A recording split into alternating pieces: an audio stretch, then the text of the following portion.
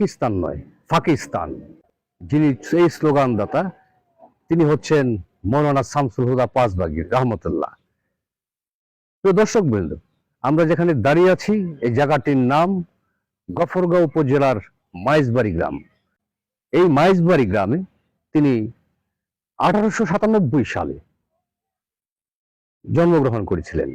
আপনারা শুনে অবাক হবেন, অনেকেই আমরা জানি তিনি পাঁচবাগ ইউনিয়নে জন্মগ্রহণ করেছিলেন। ওনার জন্মস্থান হচ্ছে গফরগাঁও উপজেলার লঙ্গা ইউনিয়নের মাইজবাড়ি গ্রামে। তিনি উপমহাদেশের বিখ্যাত আলেম এবং চিন্তাবিদ, একজন দার্শনিক। এই মানুষটিকে আজকে পরিচয় করিয়ে দেওয়ার জন্য, নতুন প্রজন্মের কাছে আমরা এই তথ্য তুলে ধরার জন্য ছুটে এসেছি ওনার জন্মস্থানে। আসুন ওনার সম্বন্ধে আমরা আরো কিছু বিষয় আপনাদেরকে জানান দিই। মাওলানা শামসুল হুদা পাঁচবাগী রহমতুল্লাহ 1897 সালে ময়মনসিংহের গফরগাঁও উপজেলার লঙ্গা ইউনিয়নের মাইজবাড়ি গ্রামে এই বাড়িতে জন্মগ্রহণ করেছিলেন। পাঁচবাগী রহমতুল্লাহ দাদার নাম ছিলেন রুহুল আমিন শেখ। ওনার 3 ছেলে, কারি মাওলানা রিয়াজউদ্দিন শেখ, ইসলাম শেখ ও দৌলত শেখ। কারি মাওলানা রিয়াজউদ্দিন শেখের 3 ছেলে শামসুল হুদা পাঁচবাগী রহমতুল্লাহ, নূর হুদা, বদরুল হুদা। মাতার নাম উম্মে কুলসুম। 19 শতাব্দীর প্রখ্যাত ইসলামী চিন্তাবিদ, রাজনীতিবিদ, শিক্ষা সংস্কারক, সমাজ হৈতৈষী, চিরসংগ্রামী, বিপ্লবী, আধ্যাত্মিক এক মানুষ ছিলেন Maulana Shamsul Huda Panchbagi Rahmatullah. Pakistan is Pakistan of Pakistan, Pakistan is nothing false book. Panchbagi সাহেব উনি আমার জেঠা হন, আমার আব্বার বড় ভাই। পাঁচবাগী সাহেবের পিতা আর আমার আব্বার পিতা তারা সহোদর ভাই।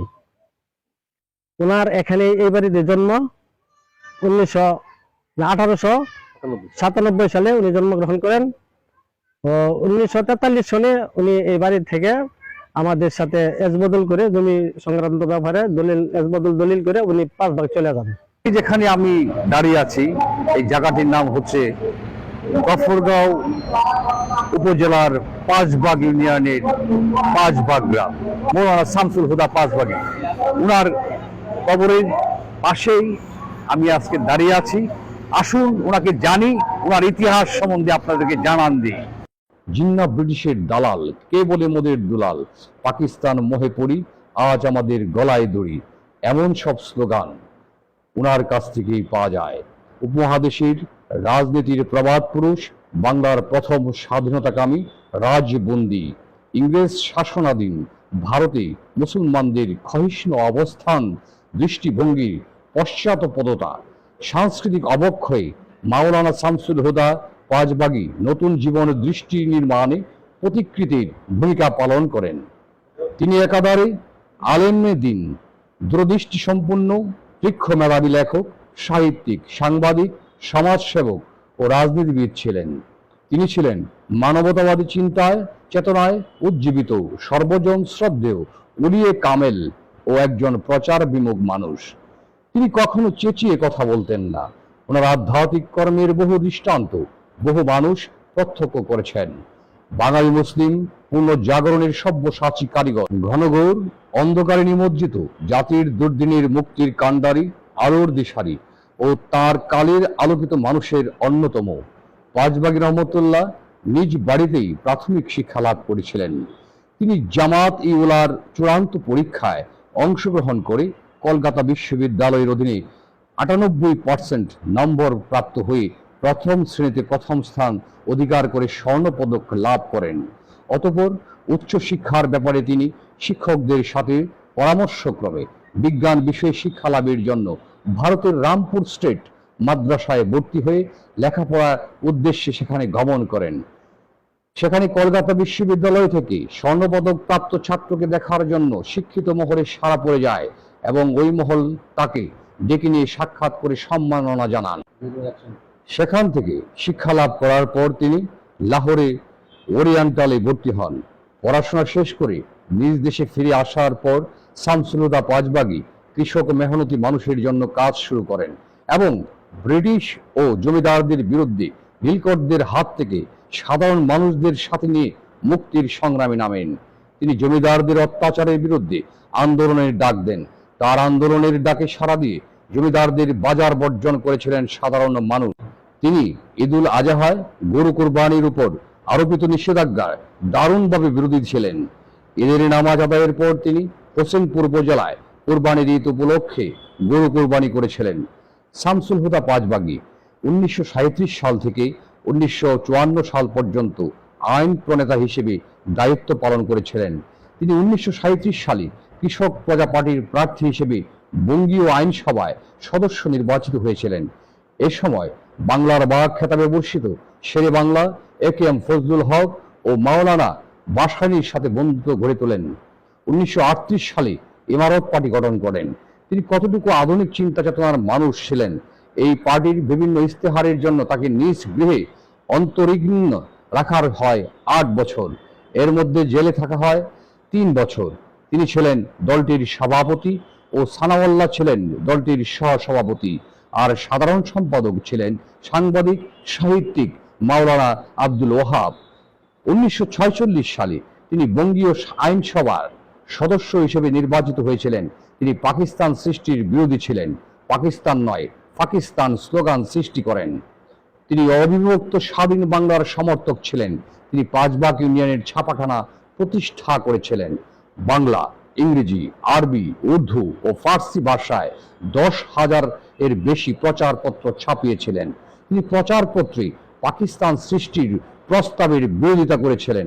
1948 সাল থেকে 1952 সালে রাষ্ট্রভাষা আন্দোলনে তিনি জেলের অন্ধকারে ছিলেন, কিন্তু তার লিখিত বক্তব্য কর্মী বাহিনী ঠিক সময় মতো প্রচার করেছিলেন।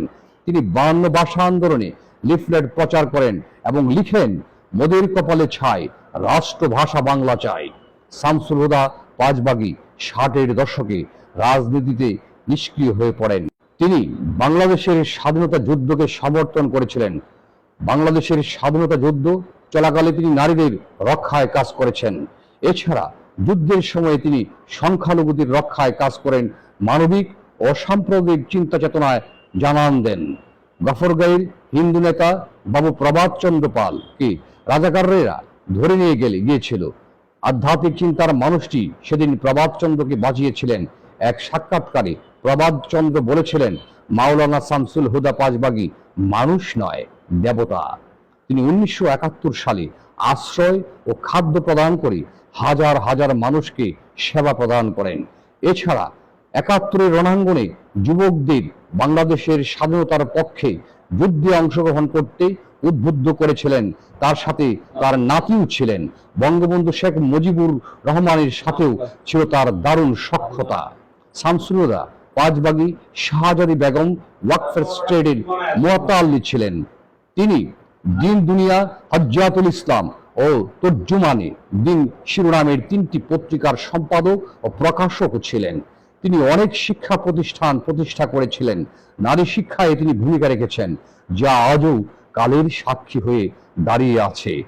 তিনি কবিতায় লিখেছেন, সত্যগ্রহ ধর্মমোহ এ যদি হয় বিদ্রোহ, নতশিরে শিরোধার্য হেন জ্বলন্ত বিদ্রোহ।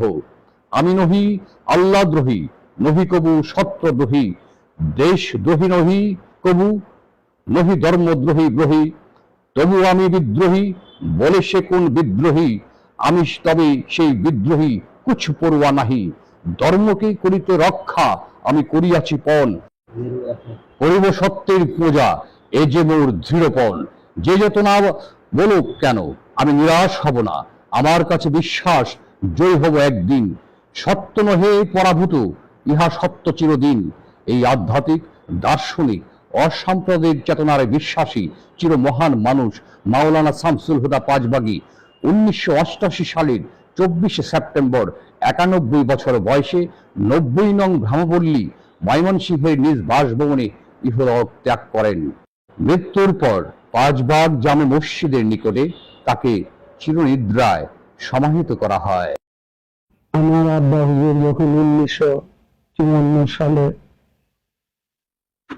এমএলএ ছিলেন, তখন 54 পরে আমার জন্ম হয়েছে।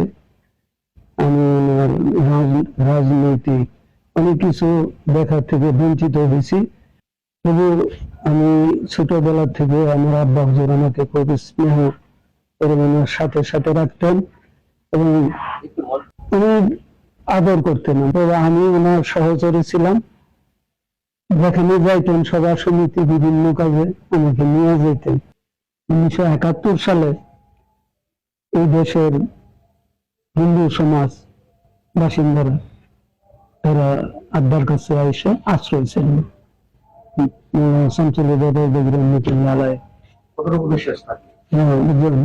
ওনার কাছে আশ্রয় চাইছেন যে আমরা তো কোথাও যাইতে পারতেছি না, এখন দৌড়াদৌড়ি করতে পারতেছি না, আপনি যদি একটু আমাদেরকে সেভ করতেন।